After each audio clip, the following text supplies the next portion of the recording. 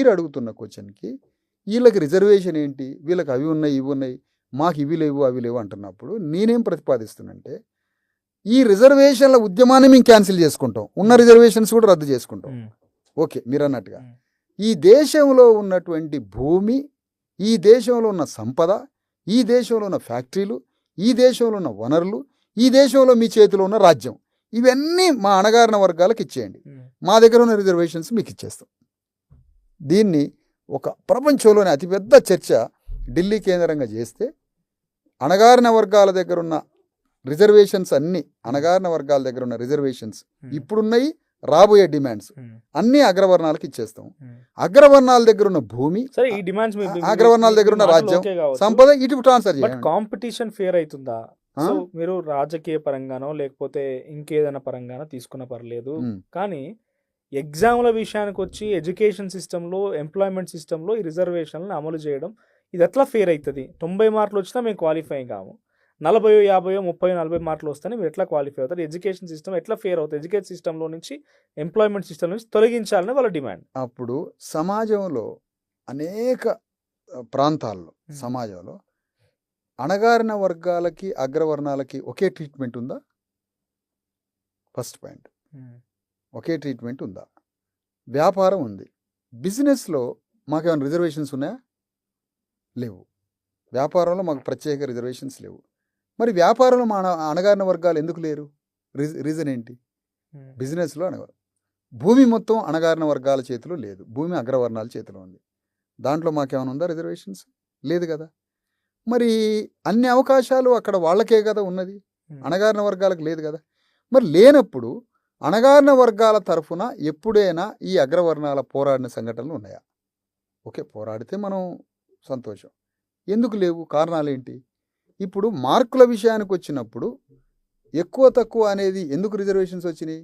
సమాజంలో వేల సంవత్సరాల నుంచి అణిచివేతకు గురై విద్యకి దూరమైనటువంటి ఈ వర్గాలని ప్రోత్సహించడానికి, వీళ్ళని సమాజంలో అంటరానితనం, శూద్రత్వం, వీళ్ళకి బానిసత్వంతో బ్రతికిండ్రు కాబట్టి వీళ్ళకి రిజర్వేషన్స్లో కొంత శక్తిని, ఒక 10 మార్కులు తక్కువ వచ్చినా ఇన్నాళ్ళు చదువులేదు కాబట్టి చదువుకునే అవకాశం వచ్చింది. మరి ఆ సందర్భంగా అగ్రవర్ణాలు మరి వితౌట్ రిజర్వేషను ప్రైవేట్ మెడికల్ కాలేజీలలో పోయి సీట్లు సంపాదించుకొని వస్తారు. మరి వాళ్ళ సంగతి ఏంటి? వాళ్ళకి ప్రతిభ సంగతి ఏంటి?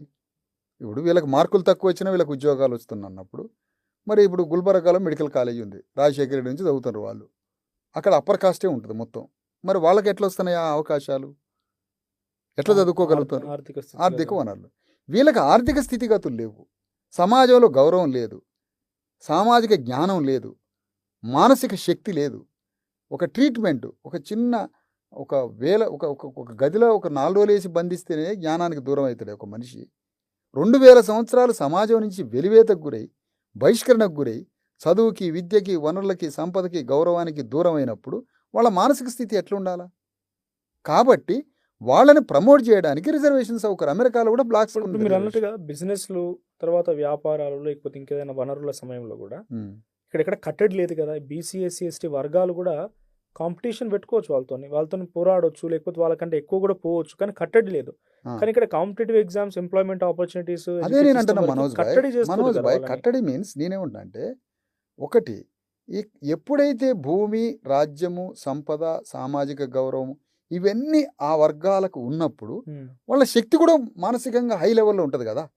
భూమి, రాజ్యము, సంపద, సామాజిక గౌరవం లేకుండా పైగా వివక్షతకు గురైన ప్రజల మానసిక స్థితి ఒకే రకంగా ఎందుకు ఉంటుంది? ఉండదు కదా. సహజంగా అప్పుడు వీళ్ళని సమాజ ప్రధాన స్రవంతిలో మెయిన్ స్ట్రీమ్ సొసైటీ కనెక్ట్ చేయాలంటే వీళ్ళకి కొంత అవకాశం ఇవ్వాలి కదా. అయ్యా నీకు తిండి లేదు, నీకు భూమి లేదు, రాజ్యం లేదు, గౌరవం లేదు, పైగా నేను కులం పేరు మీద వివక్షతకు గురి చేసి సమాజ బహిష్కరణకు గురవుతున్నప్పుడు ఎందుకు లేదు? నేను అంటున్నా సార్, ఇప్పుడు 2 అగ్రవర్ణాలు, 1 కోటి రూపాయలు అగ్రవర్ణం దగ్గర ఉన్నాయి, 1 కోటి రూపాయలు దళితుడి దగ్గర ఉన్నాయి.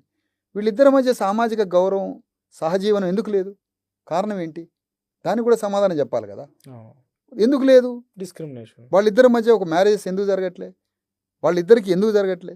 కారణం ఏంటి? ఇది చెప్పాలి కదా. దీనికి ఏంటి అసలు రీజన్ ఏంటి? కాబట్టి భారతదేశంలో 6 లక్షల గ్రామాలు ఉన్నాయి. 6 లక్షల గ్రామాల్లో అణగారిన వర్గాల ఇంటికి పోయి వాళ్ళని గౌరవించిన సందర్భం అగ్రవర్ణాలకు లేదు. వాళ్ళ పిల్లలు గ్రామాల్లో సిస్టమ్ ఉండగా ఇప్పుడు అంత నడుస్తున్నది కదా, అంత అంత అంత ఇంకా డిస్క్రిమినేషన్ ఉందా?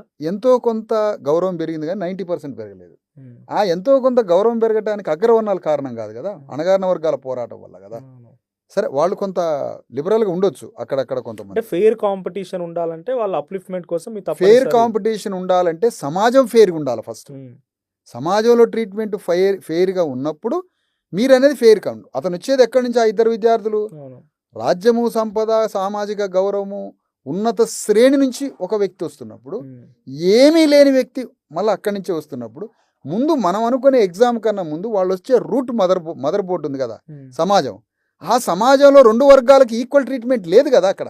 ఇంకా నాతో ఒక ఈబీసీ వర్గాలకు సంబంధించి పోరాడుతున్న ఒక పర్సన్ మాట్లాడుతూ పెద్ద మనిషి ఏమన్నారంటే, ఇప్పుడు రేవంత్ రెడ్డి ముఖ్యమంత్రి అయ్యారు.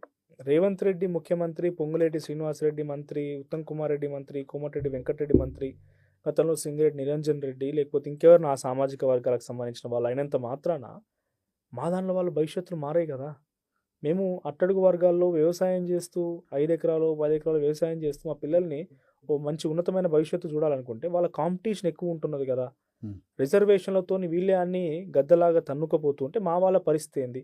రేవంత్ రెడ్డి కాకపోతే మీరే కాండి, బీసీలే ముఖ్యమంత్రి కాండి, ఎస్సీలే ముఖ్యమంత్రి కాండి, మాకు తగ్గట్టుగా మాకు అవకాశం కల్పించండి. మాకు రేవంత్ రెడ్డి అంత మాత్రం మా వర్గాలు మొత్తం సంతోషపడుతున్నాయి, మేము అంతా లబ్ధి పొందుతున్నాం, ఎట్లా చెప్తారు మీరు అని అంటారు ఆయన. అప్పుడు నేనేమంటానంటే, ఈ మాట వాళ్లే కాదు, సోదరుడు రవీందర్ రెడ్డి ఉన్నాడు, ఈబీసీ రిజర్వేషన్స్ ఉద్యమ నాయకుడు.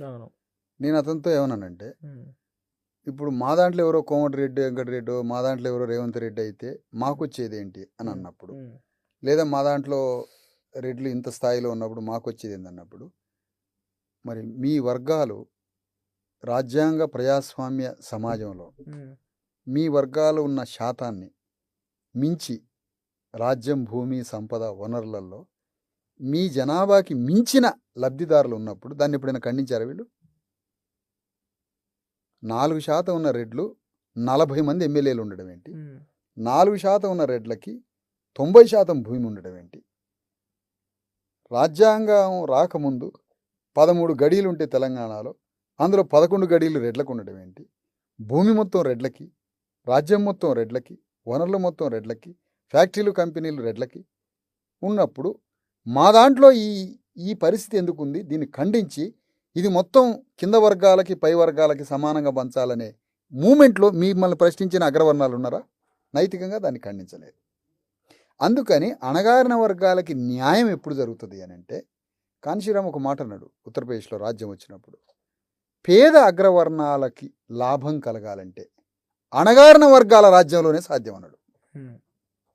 పేద అగ్రవర్ణాలకి లాభం ఎప్పుడు కలిగిద్దంటే, అగ్రవర్ణ ధనవంతుల రాజ్యంలో మీకు న్యాయం జరగదు. పేద వర్గాల రాజ్యంలో మీరు కలిసి రండి, పేద వర్గాలైన బీసీ, ఎస్సీ, ఎస్టీల రాజ్యంలోనే అగ్రవర్ణ పేదలకి న్యాయం జరుగుద్ది. పేద అగ్రవర్ణాలకి ఈబీసీ రిజర్వేషన్ ఉంది, ఇంకేం కావాలి? ఇప్పుడు పేద వర్గాలకి ఈబీసీ రిజర్వేషన్స్ ఇచ్చారు. ఇచ్చినప్పుడు దాంతో ఎంత కొల్లగొడుతున్నారో మీకు తెలిసింది కదా. ఆ పరిధిలోనే ఉన్నారా? లేరు కదా. ఈబీసీ ఎకనామికల్ దాని మీద క్రైటీరియాగా వాళ్ళు సర్టిఫికేట్ తెచ్చుకొని ఎంత రిజర్వేషన్, వాళ్ళ జనాభా ఎంత, వాళ్ళు అనుభవిస్తున్నది ఎంత, వీళ్ళ జనాభా ఎంత, రిజర్వేషన్స్ ఎంప్లాయ్మెంట్ వచ్చినప్పుడు వీళ్ళు అనుభవిస్తున్నది ఎంత, ఆ లెక్కలు మీ దగ్గర ఉన్నాయి. ఆ లెక్కలు బయట తీయండి. మొన్న రిక్రూట్మెంట్స్లో ఈబీసీ పేరు మీద వాళ్ళు ఎట్లా కొల్లగొడుతున్నారు ఉద్యోగాలని ఎట్లా కొల్లగొడుతున్నారో ఆధారాలతో సహా ఉన్నాయి. ఎక్కువ మార్కులు వచ్చినా కూడా బీసీలకు ఉద్యోగాలు రావట్లే, ఎస్సీలకి ఎక్కువ మార్కులు వచ్చినా ఉద్యోగాలు రావట్లే, మరి ఓసీలకి తక్కువ మార్కులు వచ్చినా కూడా మొన్న అన్ని రకాలుగా మొన్న రిక్రూట్మెంట్లు ఉద్యోగాలు. మీ డేటా ప్రకారం మరి ఆ డేటా మన దగ్గర ఉన్నది కదా, రమ్మనండి మాట్లాడదాం, ఒకరోజు కూర్చోబెట్టండి. ఎంత పర్సెంటేజ్ ఉంటాయి అగ్రవర్ణ కులాలు అనేది మొత్తం ఓవరాల్ కంట్రీలో కానీ స్టేట్లో కానీ ఎంత పర్సెంటేజ్ ఉంటారు అవుట్ ఆఫ్ 100? 15% అనేది దేశవ్యాప్తంగా అగ్రవర్ణాలు 15%. అంటే వాళ్ళకి వస్తున్న రిజర్వేషన్ ఈడబ్ల్యూఎస్ తోని 10% 10%. కానీ అగ్రవర్ణాల్లో 90% పేదరికం, 10% మాత్రమే పేదరికం. 10% పేదరికానికి మరి జనాభా ఎంత ఉంటుంది అప్పుడు?